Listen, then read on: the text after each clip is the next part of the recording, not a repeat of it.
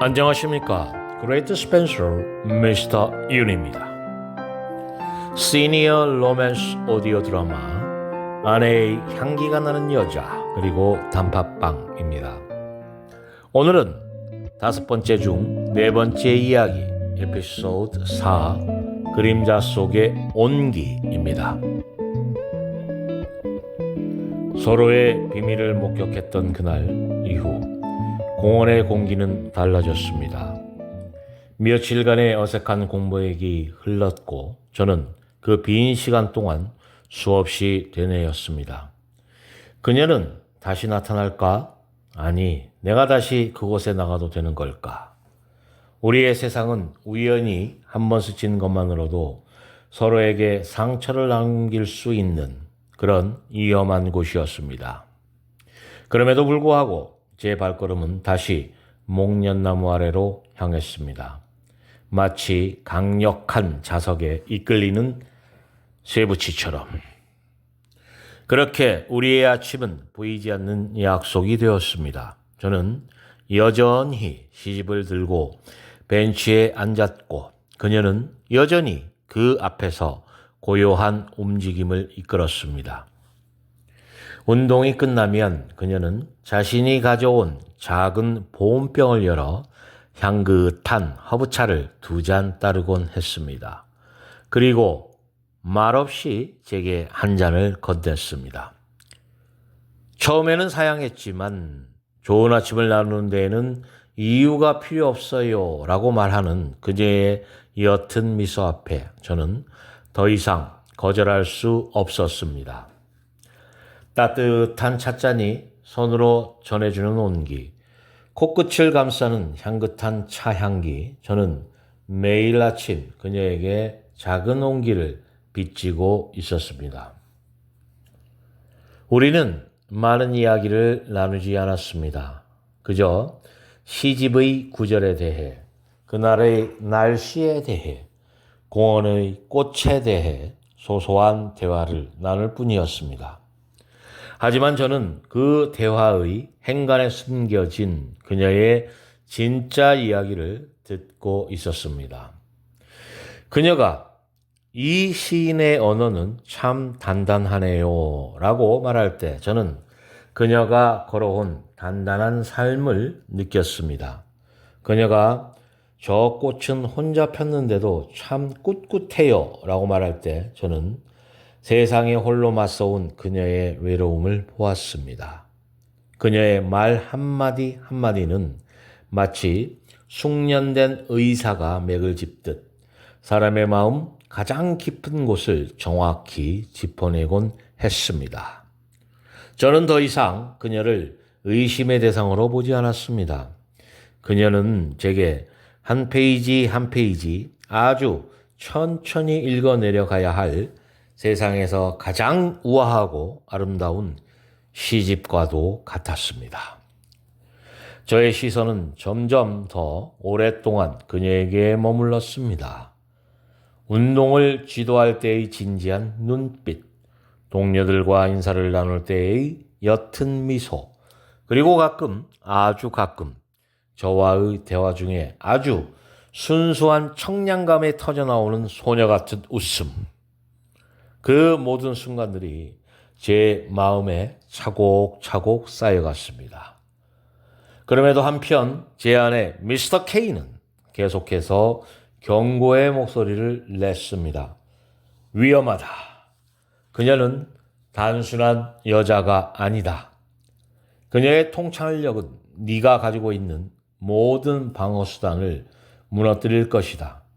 지금과 같은 감정은 너의 가장 큰 약점이 될 것이다.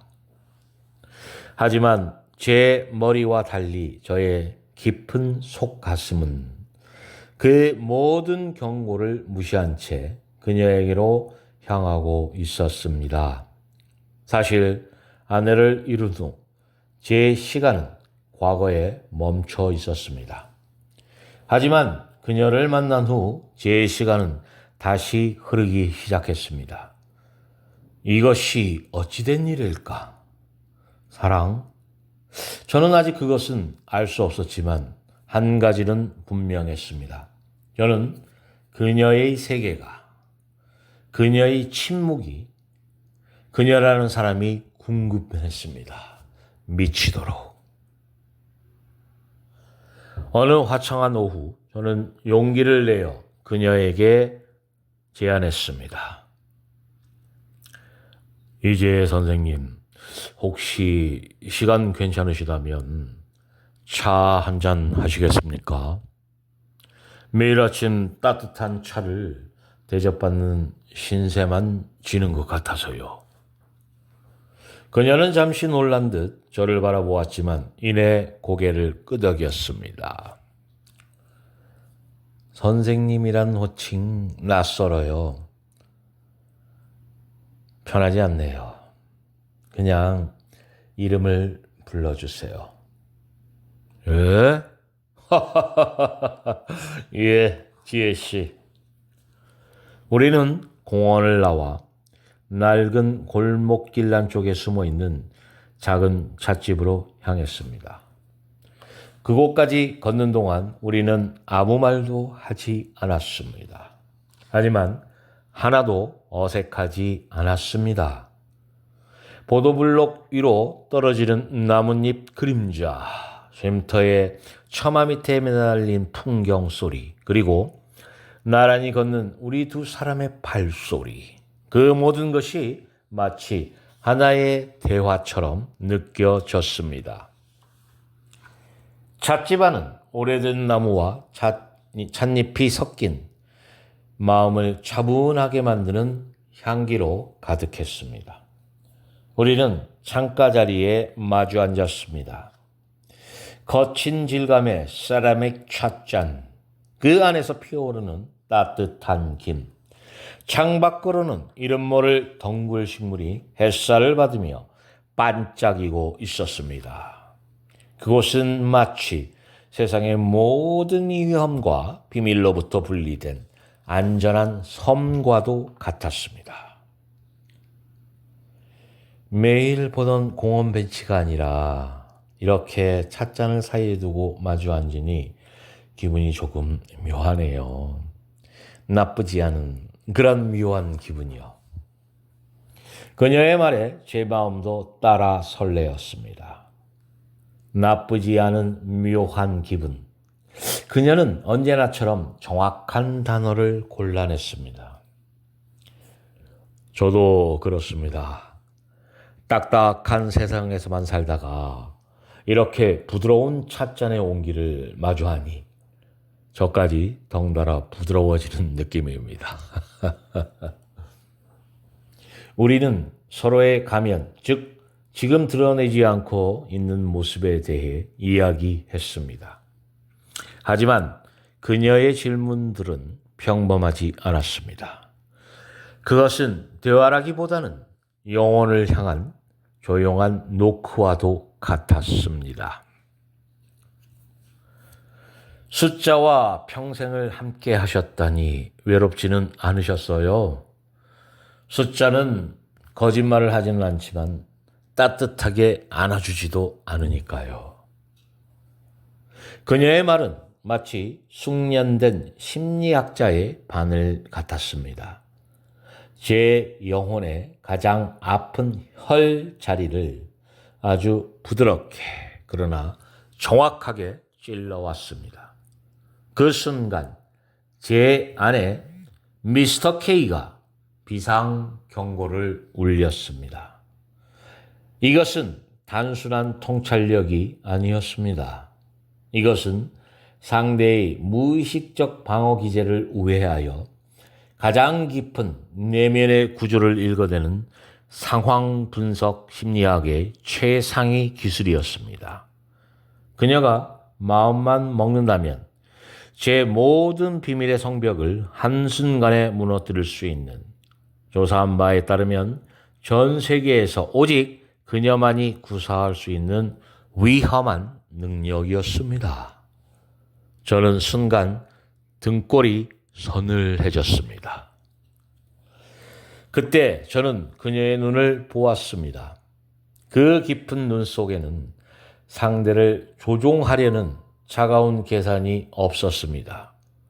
그곳에는 저와 같은 종류의 깊은 외로움을 겪어본 사람만이 가질 수 있는 따뜻하고 슬픈 이해심이 담겨 있었습니다. 그녀는 자신의 가장 강력한 무기를 제 앞에서 스스로 거두고 있었습니다. 저를 통제할 수 있는 힘을 가졌으면서도 그러지 않기로 선택한 것입니다. 그것은 그녀가 제게 보여준 가장 큰 존중이자 가장 깊은 형태의 신뢰였습니다.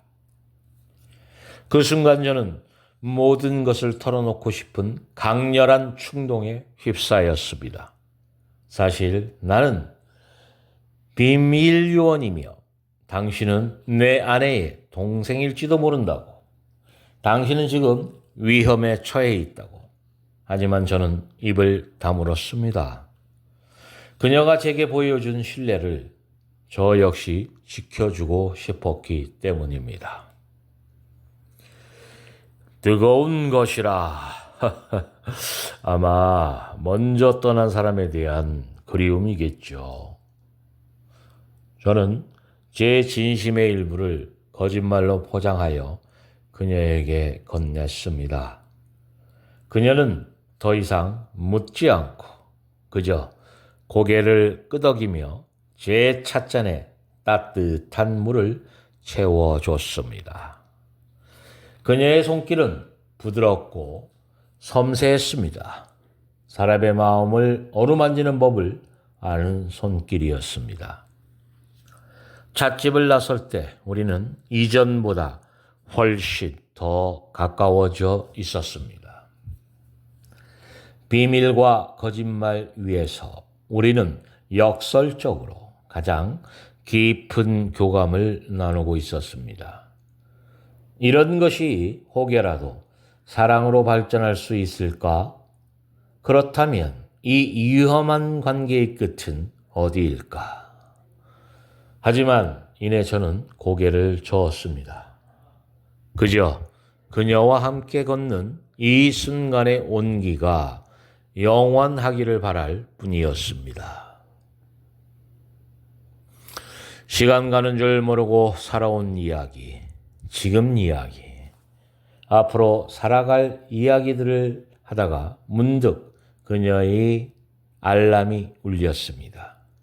그때 우리는 찻집을 나와 우리는 어둠이 카펫처럼 부드럽게 깔리기 시작한 길을 나란히 걷고 있었습니다.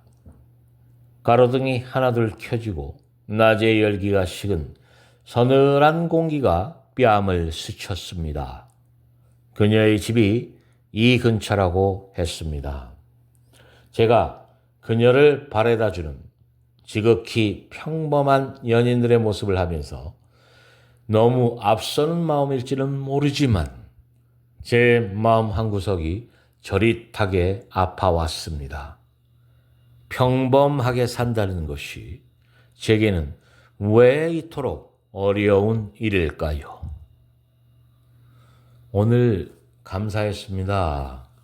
오랜만에 참 편안한 시간이었어요. 저는 오늘 모처럼 만에 행복이라는 단어를 떠올리고 그대로 느낀 하루였습니다. 그녀가 낡은 빌라 입구에 다다랐을 때 그녀는 걸음을 멈추고 저를 향해 돌아섰습니다. 낡은 주황색 가로등 불빛이 그녀의 얼굴을 부드럽게 비추었습니다. 그녀의 눈빛이 이전과는 다른 무언가로 반짝이고 있었습니다. 그녀가 제게 무언가 말을 하려는 순간이었습니다. 바로 그때였습니다. 골목의 칠흑 같은 어둠 속에서 엔진 소리 하나 없이 2대의 검은 세단이 미끄러지듯 나타나 우리를 가로막았습니다. 문득 지난번에 오토바이가 떠올랐고 이번엔 어설픈 오토바이와는 차원이 달랐습니다. 잘 훈련된 전문적인 움직임, 차문이 열리고 말끔한 정장 차림에 남자 넷이 내렸습니다. 그들의 손에는 가로등 불빛을 받아 서늘하게 빛나는 군용 단검이 들려 있었습니다. 이지혜 씨의 몸이 순간적으로 굳어지는 것이 느껴졌습니다. 그녀의 눈빛에서 온기는 사라지고 다시 냉철한 스파이의 눈빛이 돌아왔습니다. 이지혜 씨, 얌전히 따라와 주셔야겠습니다. 이건 마지막 경고입니다. 그들의 목표는 명확히 이지혜 씨였습니다. 지난번에 공격은 단순한 경고였고 이번은 실전이었습니다. 김도연 씨, 여긴 위험합니다. 어서 피하세요. 도연 씨와는 상관없는 일입니다. 그녀는 마지막까지 저를 평범한 은행원 김도현을 지키려 하고 있었습니다. 그 순간 제 안의 모든 망설임과 계산이 사라졌습니다. 저는 움직이지 않았습니다. 대신 제 앞에 서서 저를 보호하려는 듯한 그녀의 어깨를 부드럽게 감싸고 제 등 뒤로 숨겼습니다. 그녀가 놀란 눈으로 저를 바라보았습니다. 상관없는 일이라. 글쎄요, 저는 그렇게 생각하지 않습니다만. 저는 오히려 남자들을 향해 한 걸음 다가섰습니다. 이제 더 이상 합기도를 배운 은행원을 연기할 수는 없었습니다.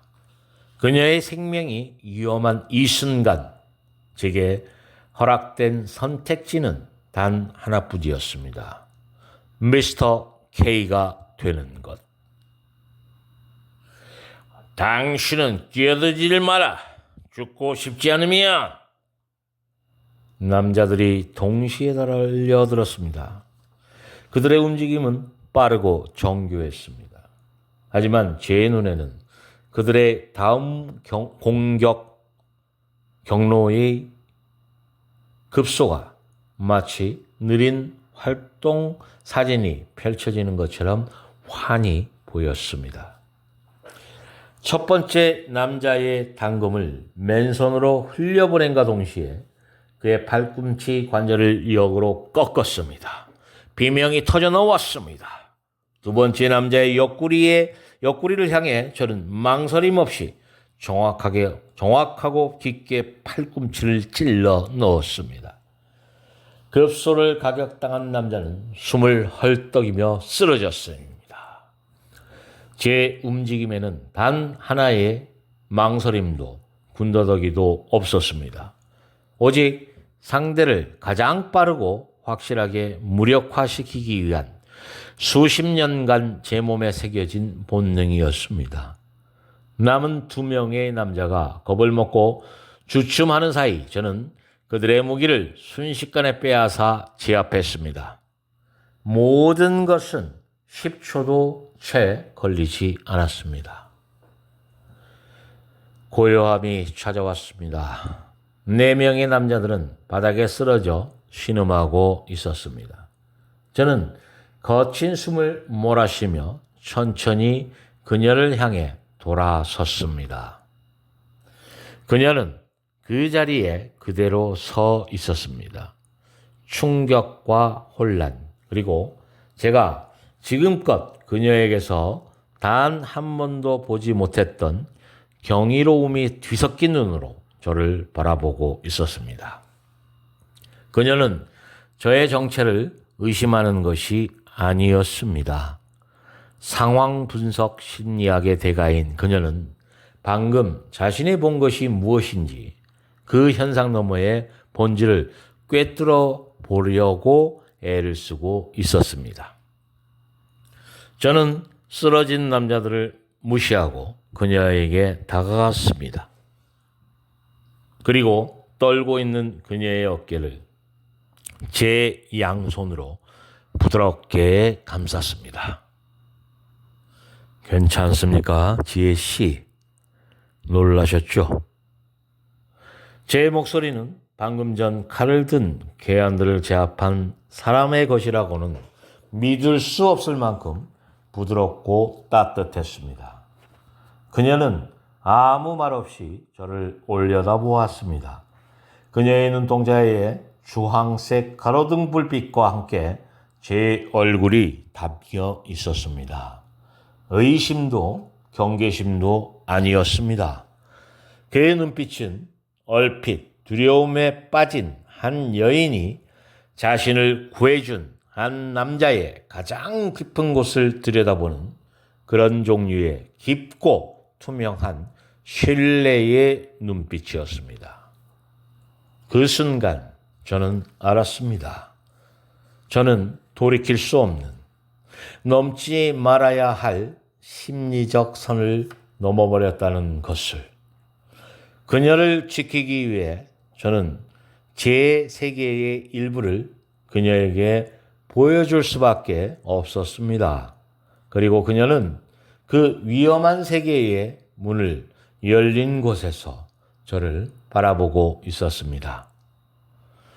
우리를 서로를 탐색하려는 그 모든 위험한 줄타기는 끝났다고 생각했습니다.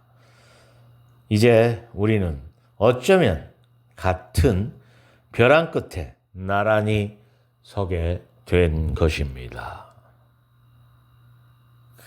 에피소드 4 그림자 속의 온기에 이어질 마지막 에피소드 5에서는 서로의 정체에 대한 거대한 의문과 함께 서로를 향한 거부할 수 없는 이끌림에 빠진 두 사람의 이야기가 펼쳐집니다. 김도연은 자신의 모든 것을 걸고 그녀를 지킬 수 있을까요? 그리고 이지혜는 자신을 구해준 이 미스터리한 남자의 정체를 어디까지 파헤치게 될까요? 그들의 사랑과 운명, 그 마지막 이야기가 시작됩니다. 그들의 사랑은 맞는 걸까요? 여기까지입니다. 감사합니다.